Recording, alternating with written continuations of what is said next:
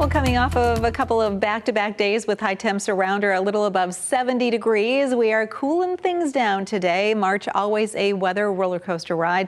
Downtown Holland, we've got wet weather coming through. And in fact, you can see here on our satellite radar composite where you see the yellows and oranges on the radar. That's where some heavy rain is coming together from sections of central Berry County up to Greenville, Carson City, Big Rapids, and points off to the north.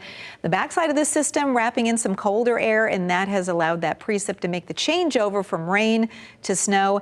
And the good news is, after that poor air quality yesterday, the worst air quality in the entire country, with this moisture coming through, we've washed out the atmosphere and we'll see very quickly improving air quality across the region. Breezy colder, though, taking a step backward in terms of the temperature department as temps drop through the 30s today. Rain changing over to some scattered slushy wet snow. And then another system coming in later in the week has another shot at some snow developing here in the Great Lakes region, a very active time of the year. And speaking of active weather, dozens of people killed with an outbreak of severe weather yesterday across the southern United States, the Great Lakes region, all the way down to the Gulf Coast, featuring the severe weather yesterday. And as this line presses eastward, we have sections of Florida, Georgia, the Carolinas under the gun for severe weather this morning. And then as we travel northward, we will see that area of active weather and severe weather potential from eastern Ohio to western New York and Pennsylvania. Here in the Great Lakes region, we have quieted down, and after all the gusty winds yesterday,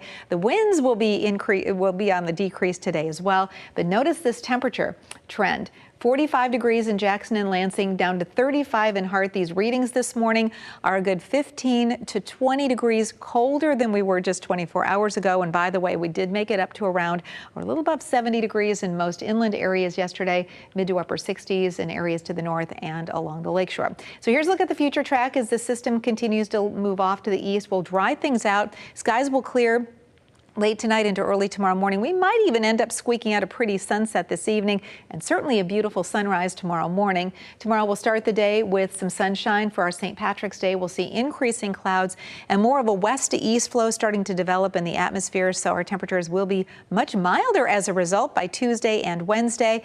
Later Wednesday into Thursday, the next system comes into play, and that one also bringing us some rain, changing over to some snow. Here's a look at that slushy wet snow areas from Big Rapids and Newaygo to the north. Could see a couple of inches of snow. Most of us just a slushy area of light snow possible as we head through the day. If there are any accumulations, it'd be just on the grassy surfaces.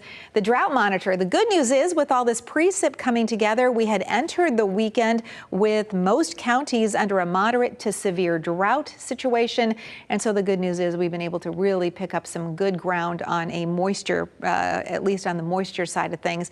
Temperatures in the upper 40s tomorrow, so chilly for our St. Patrick's Day, low 60s on Tuesday and Wednesday, showers later Wednesday into Thursday. Thursday will feature that wintry mix all over again. And by the way, the 8 to 14 day outlook takes us through almost the end of March, and you can see the pattern is going to be flipping with the warmer air concentrating across the central and western United States, near normal temperatures here close to home. And by that point, our average temps are up to around 50 degrees.